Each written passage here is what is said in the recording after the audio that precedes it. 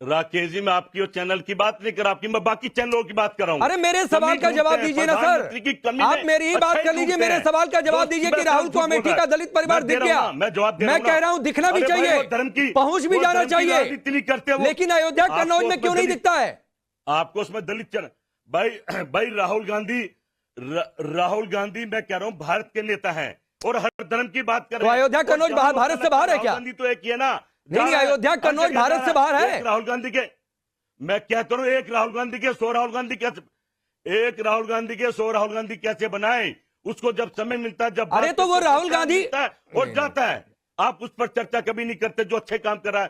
क्या राहुल, अरे मैं कहता रहा हूं कि अमेठी की बात करके राहुल गांधी ने अच्छी की, मैं तो सिर्फ ये पूछ रहा हूं कि अयोध्या कन्नौज की बात उन्होंने क्यों नहीं की? वो तो हर जगह,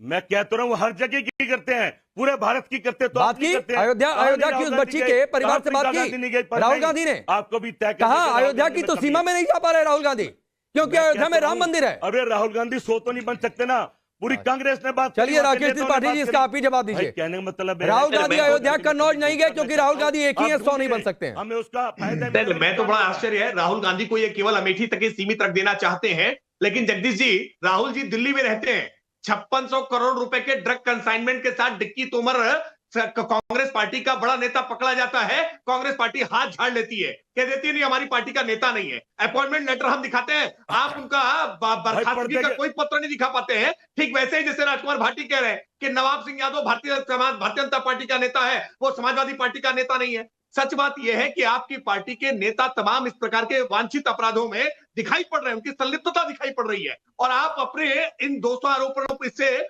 बचने के लिए हम पर दोषारोपण करने का काम कर रहे हैं। सत्य यह है कि उत्तर प्रदेश की योगी आदित्यनाथ सरकार ने प्रभावी ढंग से कार्रवाइयां की है, जहां कहीं भी अपराध की घटना घटी है हमने प्रामाणिकता के साथ कार्रवाई की है, बिना किसी जातीय भेदभाव के की है, बिना कोई मजहब देख के की है। ठीक है राकेश जी, जगदीश जी आपसे कुछ पूछना चाह रहे हैं, सुन लीजिए फिर जवाब दे लीजिए। कह रहा हूं कि ये जघन्य हत्याकांड है, इसमें जो कठोरतम कार्रवाई होनी चाहिए वो कार्रवाई होकर के रहेगी। राकेश पांडे जी,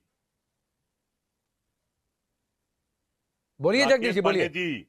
आपको सही कहना चाहता हूं, गलत काम का तो विरोध होना ही चाहिए, सही काम, जो गलत काम का विरोध होना चाहिए। सबसे पहली बात तो आपको याद दिला दूं, हजारों करोड़ का ड्रग्स अडानी की पोर्ट से आ रहा है, जब भी तो यहां आ रहा है, आपने अडानी को क्यों नहीं पकड़ा? उसने तो कह दिया भाई पोर्ट पे मेरा मतलब नहीं, आ तो उसकी देख रेख में रहा हो ना। सांप को नहीं, सांप की मां को नहीं मारा आपने, ड्रग्स आ रहा है तो सारी जगह जा रहा है, आप इस पे कुछ नहीं बोलेंगे, पूरे देश को पता कि अडानी के पोर्टों से ड्रग्स आ रहा है, पर आने दीजिए, कहां ड्रग्स नहीं बिक रहा बताइए सर? दिल्ली में ठीक है, चलिए राकेश त्रिपाठी से जवाब ले लीजिए, फिर आगे बढ़ रहा हूं। मैं आपको सचेत कर रहा हूं, अगर आपको किसी व्यापारिक कंपनी से लड़ना है तो आप व्यापारिक कंपनी से लड़िए।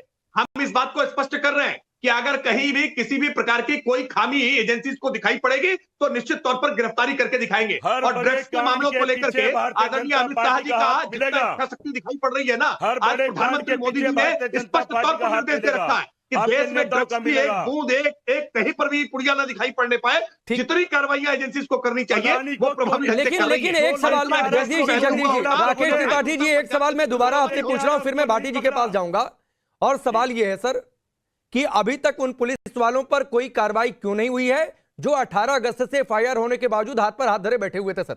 नहीं, देखिए मैं राकेश जी इस बात को स्पष्ट तौर पर कह रहा हूं, अभी घटनाक्रम कल का ही है, कल रात का घटनाक्रम है, और इमीडिएट इतनी जल्दी अपेक्षा करना कि हम तुरंत पुलिसकर्मियों पर कार्रवाई कर दें, मैं एश्योर कर रहा हूं, आपको आश्वस्त कर रहा हूं, आपके देख रहे दर्शकों के सामने और आप पैनलिस्टों के बीच में कह रहा हूं कि उत्तर प्रदेश की पुलिस की भूमिका की जांच निश्चित तौर पर की जाएगी, और भूमिका में लापरवाही उपेक्षा दिखेगी तो निश्चित तौर पर कार्रवाई होगी, किसी पुलिसकर्मी को बख्शने वाले नहीं है। ठीक है, विक्रम जी आपसे कुछ कहना चाह रहे हैं, बोलिए बोलिए सर।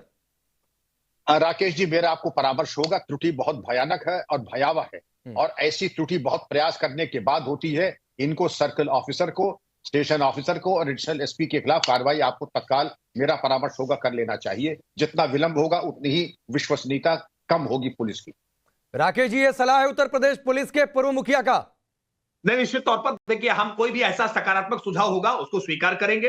हमने इसको आपको पहले मिनट में स्पष्ट किया है, हर बात के सवाल के जवाब में कहा है कि उत्तर प्रदेश के पुलिस ने अगर कोई उपेक्षा लापरवाही बरती है तो निश्चित तौर पर वो बचने वाले नहीं है, उनके खिलाफ कार्रवाई निश्चित तौर पर होगी, और जो कार्रवाई विधि की परिधि के दायरे में अधिकतम हो सकती है वो अधिकतम कार्रवाई होगी। ठीक है सर, इंतजार है इस बात का भी। लेकिन भाटी जी, जो कंपैरिजन की बातचीत चल रही थी, या तो कह दीजिए कि जंगल राज की बात करके समाजवादी पार्टी के कुछ नेताओं ने गलती कर दी, वरना फिर जो विक्रम जी ने परिभाषा बताई कि कमिटमेंट में अंतर था। आदरणीय विक्रम सिंह जी ने एक ही वाक्य में ये सिद्ध कर दिया कि हम जो कह रहे हैं सही कह रहे हैं। उन्होंने राकेश त्रिपाठी से कहा, त्रिपाठी जी स्थिति बहुत भयावह है, बहुत भयानक है, कार्रवाई हो जानी चाहिए थी अब तक। अब और हम इससे ज्यादा क्या कहें। देखिए, हर व्यक्ति के अंदर एक आत्मा होती है, एक इंसानियत होती है, और विक्रम सिंह जी से जैसे व्यक्तियों के अंदर तो और मजबूत होती है। वो बहुत अच्छे अधिकारी रहे, हमारी पार्टी के खिलाफ है वो अलग विषय है, उसके 10 कारण हो सकते हैं, उनकी व्यक्तिगत शिकायतें हो सकती हैं, वो बार बार पुराने बयानों को, जबकि चर्चा आज इस घटना पे होनी चाहिए। नहीं, लेकिन वो तो ये कह रहे हैं कि जंगल राज जो आपके दौर में था वो था, जो मैंने उनकी बातों का मतलब समझा जी, मैंने विक्रम जी की बातों का मतलब समझा कि जंगल राज वो जो आपके दौर में था। मैंने शुरू में राकेश पांडे जी, मैं असल में जो नहीं कितना ही भी अपनी पार्टी के पक्ष रखूं, मैं थोड़ी सी ईमानदारी जरूर मेरे अंदर रहती है, मैं ज्यादा भेदभाव नहीं कर पाता। मैंने शुरू में ये कहा था कि हमारे समय में जो घटनाएं हो रही थी वो भी चिंताजनक थी, हम ये नहीं कहेंगे कि वो सही हो रही थी। अपराध कभी भी हो, विपक्ष को उसकी आलोचना करनी चाहिए, विपक्ष को विरोध करना चाहिए। उस समय राकेश त्रिपाठी जी की पार्टी कर रही थी, लेकिन आज घटनाएं हो रही है तो हमें ये प्रश्न क्यों पूछा जाता है कि इन पर राजनीति क्यों कर रहे हो, और राजनीति काहे पे कर रहे हो? ठीक है सर, विक्रम जी कुछ कहना चाह रहे हैं, फिर मैं राकेश जी आ रहा हूं सर। विक्रम जी लगातार इशारा कर रहे हैं, बोलिए सर, 30 सेकंड। आदरणीय भाटी जी के मैं संज्ञान में लाना चाहूंगा। मैं व्यक्तिगत बातें कभी नहीं लेता हूं। ये बात दूसरी है कि आपके सत्ता के शासनकाल में मेरे ऊपर हत्या का गलत झूठा मुकदमा, बृजलाल के ऊपर, एसटीएफ के ऊपर झूठा मुकदमा हत्या का लिखा गया, चरमपंथियों के मुकदमे वापस लिए गए, देशद्रोहियों के मुकदमे वापस लिए गए, तो 100 सोनार की 1 लोहार की। अब इससे बड़ा प्रमाण जंगल राज का क्या हो सकता है, ये और बता दें। ठीक है राकेश जी। नहीं, देखिए, मैं केवल इतना अंतर कहूंगा। राजकुमार भाटी जी ने कहा कि घटनाएं हमारे समय में भी दुखद होती थी, इस सरकार में भी दुखद होती थी, आप भी विरोध करते थे, हम भी विरोध कर रहे हैं। ये केवल मात्र विरोध करने जैसा विरोध नहीं है। देखिए, मैं स्पष्ट तौर पर कह रहा हूं, अगर शासन व्यवस्था शिथिलता के साथ बैठ जाती, वो आरोपियों के पक्ष में खड़ी होकर के दिखाई पड़ रही होती, तो राजकुमार भाटी को बिल्कुल आंदोलन करने के लिए, आपको शिकायत करने के लिए निश्चित तौर पर स्पेस बनता। लेकिन हम आश्वस्त कर रहे हैं, उत्तर प्रदेश के मुख्यमंत्री जी ने भी इसको तुरंत ही संज्ञान में लेकर के निर्देशित किया। आला अधिकारी एडीजी जोन से लेकर के तमाम अधिकारी तुरंत ही अमेठी पहुंच गए थे, और इस पूरे वाकये के खुलासे के लिए टीमें गठित की गई थी। आज इस पूरे वाकये के सारे तथ्य निकल करके पुलिस के सामने आ चुके हैं। आरोपी की जल्दी गिरफ्तारी हो जाएगी, हमें पूरा भरोसा है। ठीक है, जितनी ठीक है सर। भाटी जी 10 सेकंड में जल्दी से बोल लीजिए आप जो बोलना चाह रहे हैं। बीजेपी सरकार के भेदभाव के 1000 उदाहरण गिनवा सकता हूं, लेकिन समय कम है, केवल 2 उदाहरण बताना चाहूंगा। अयोध्या में एक और भी रेप कांड हुआ है, उसमें भारतीय जनता पार्टी से संबंधित लोग फंसे हैं।